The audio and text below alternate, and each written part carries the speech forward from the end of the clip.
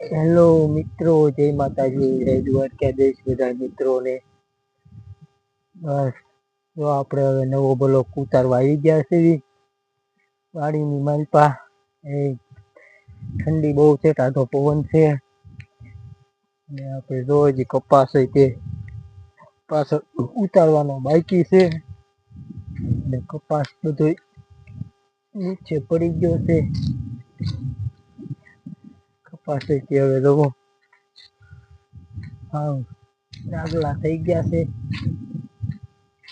ઉતારી લેવી પછી કેમકે વાદળા થોડા નીકળ્યા છે એટલે વરસાદનું માવઠું થાય એવું લાગે છે.